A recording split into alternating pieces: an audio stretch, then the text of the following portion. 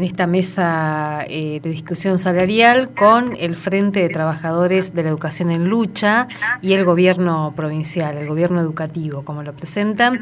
Y está en línea para contarnos un poco qué se discutió ahí, cuál fue la propuesta que presentó el gobierno provincial. Carlos Lescano, que es referente del Frente, y agradecemos la posibilidad de charlar un ratito. Carlos, muy buenas tardes, ¿cómo estás? Alicia Rivas te saluda desde la radio de la universidad. Hola, muy buenas tardes, Alicia, gracias por llamar. Gracias por atendernos. Carlos, bueno, contanos un poco, ¿qué se discutió hoy? Y es una discusión muy dura, ¿no? En un marco político-económico complicado, a nivel país, que escapa a la provincia y que sobre todo no escapamos los trabajadores de este proceso inflacionario que estamos viviendo, donde vemos que nuestro salario día a día se devalúa y el dinero no alcanza, ¿no? Uh-huh. Así que esto lo habíamos arrancado ya, creo que es el tercer encuentro. Bueno, yo en algunos participé, en otros no, por razones particulares. Y en el día de hoy, bueno, estábamos, la última comunicación fue el día sábado, que había una asamblea en la ciudad de Campo Viera, uh-huh, donde el gobierno mantenía el intento de cerrar el año en dos cuotas, octubre y noviembre, y decía que diciembre no estaba dispuesto a discutir, sino que estaba dispuesto a volver a discutir en enero. Uh-huh. No solamente esto era un escenario inaceptable, porque te planteaban en cuotas y porcentajes muy bajos, que desde la asamblea ya se había rechazado. Bueno, hoy vinimos con la expectativa a ver si había alguna mejora que podría evaluarse o llevar a las bases para discutirlo. Uh-huh. En ese marco se llevó a cabo la negociación. O sea, lo primero que hemos planteado, que tiene que ver con el último acuerdo que habíamos hecho, donde nosotros habíamos cerrado julio y agosto y dejamos un punto para evaluar el 15 de septiembre y discutir septiembre. Lastimosamente la buena fe no actuó ahí, porque la patronal firma con nosotros y después va y firma con otros sectores sindicales y cierran septiembre con 150 pesos más lo básico. Uh-huh. Entonces nosotros lo que decíamos, que ahí hay una deuda pendiente en ese punto del acuerdo y que era necesario recuperar. El resultado son 5 puntos de pérdida real respecto a la inflación y al promedio de incremento que teníamos hasta septiembre. Bueno, ahí tuvimos una discusión, que el gobierno termina aceptando eso y bueno, y plantea una propuesta, uh-huh, que recupera ese 5% y establece un porcentaje para octubre y la propuesta en sí es cerrar solamente el mes de octubre y discutir en noviembre, ver la posibilidad de poder cerrar noviembre y diciembre. Uh-huh.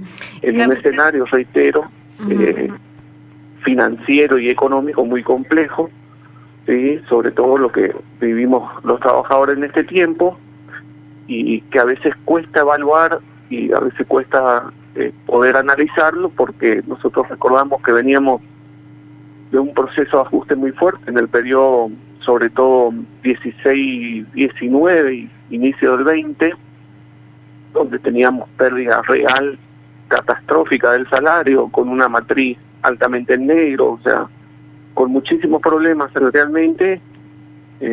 La gente decididamente salió a pesar de la pandemia, y ahí tuvimos un pico, uh-huh, de recomposición en septiembre. En el año 2001 también, con un proceso de lucha muy fuerte, viene esa recomposición real en julio del 2021, y después volvimos a discutir salarios recién en febrero. Y después, a partir de ahí, fueron, para hacerte lo gráfico, uh-huh, así como los dientes del serrucho, este año. Uh-huh. Pequeños incrementos que nos dieron un respiro, pero muy prontamente volvimos a caer y nuevamente pelear por un incremento, y venimos así tratando de no perder con la inflación, una inflación acumulada que eleva a 62,2%, ¿sí? Y con una proyección del 75% según las mediciones y expectativas que viene relevando el mismo propio Banco Central. Así que básicamente es eso. Carlos, ¿y está lejos la propuesta, está lejos de lo que ustedes vienen pidiendo? ¿Está lejos de que esto se pueda aprobar en la Asamblea o cómo lo ven? Mira, nosotros tuvimos un reajuste de nuestra propuesta original, que en un principio era 31.800, se eleva a 34.000 de básico. En la Asamblea que no estuve presente, de Campoviera, tengo entendido que había como un mandato de decir, bueno, menos de 30 no aceptamos, y el gobierno te está ofreciendo en octubre 28.860, que seguramente se va a transformar en unos pesos más, porque siempre quedan algunas moneditas más para la otra mesa. Lo que representa el comparado septiembre-octubre en términos de básico, 11%. Por eso yo hablaba de recuperar el 5 y cubrir la expectativa inflacionaria de octubre, que en términos de bolsillo es 10%, o sea, de bolsillo del trabajador.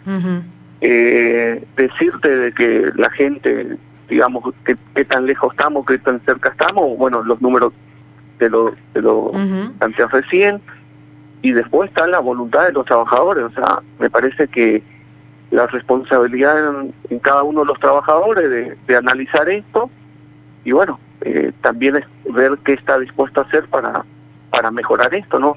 Esto no es nada nuevo.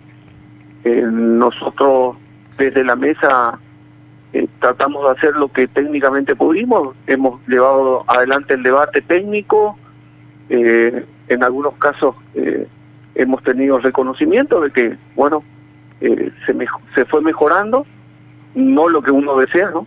Pero bueno, lo que podemos decir es lo que pudimos discutir, y en esa discusión que nos permite una recomposición en un mes y seguir discutiendo para cerrar el año, y también ver, digamos, de que esto se dé simultáneamente con los sectores jubilados, porque es algo que nosotros lo marcamos ya desde un principio. La unidad nos hizo que en este tiempo los jubilados tengan la recomposición en los mismos tiempos que el activo. Así que quedará la Asamblea en ser soberana, en discutirse, y bueno, veremos qué pasa, ¿no? También, Carlos, las negociaciones que ustedes vienen teniendo y lo que se viene consiguiendo en esas mesas suele ser como un caso testigo para las otras discusiones de los otros sectores, digamos, ¿no? Que eso también es interesante ver cómo la lucha de los y las trabajadoras de la educación va empujando un poco siempre la propuesta del gobierno provincial, que pretende ser siempre un techo. Es así, sí. Generalmente lo que por ahí uno puede mover o termina derramando en la masa de trabajadores. Por eso es importante a veces la articulación, porque el beneficio es para el conjunto, no solamente para un sector, que bueno, lastimosamente no hay esa conciencia de clase a veces de los trabajadores en poder organizarnos y ser más solidarios entre nosotros para el beneficio común. También hay que entender que se empezó a vivir un proceso eleccionario en el Consejo, y que quizás no sea el mejor escenario para los trabajadores, pero bueno, vuelvo a reiterar, la negociación fue muy tensa, muy dura, como siempre, porque la patronal no te regala nada, y nosotros, bueno, simplemente poner sobre la mesa lo que pudimos avanzar, y será la docencia la encargada de decidirlo. Carlos, ¿pudiste ver cómo fue la discusión o seguiste la discusión del presupuesto en nuestra legislatura? Porque Misiones se presenta como la primera provincia que ya aprobó su presupuesto para el año que viene. ¿Pudiste seguirlo? ¿Se puede ver ahí cómo viene la discusión el año que viene? Sinceramente no, porque la verdad que estoy con algunos. Hola. Ahí se nos cortó, me parece. Hola, hola. Sí, ahí, no, te decía que no, porque ando con algunos inconvenientes. Bien. Bueno, Carlos, la asamblea para discutir esta propuesta es este jueves, ¿no? Este jueves en la ciudad de Oberá, En Oberá. en el local de arte. Genial. Bueno, te agradecemos mucho esta posibilidad de charlar un ratito aquí en la radio de la universidad y te mandamos un abrazo. Gracias. Hasta luego. Carlos Lescano, dirigente del Frente de Trabajadores de la Educación en Lucha, alguien que durante muchos años ha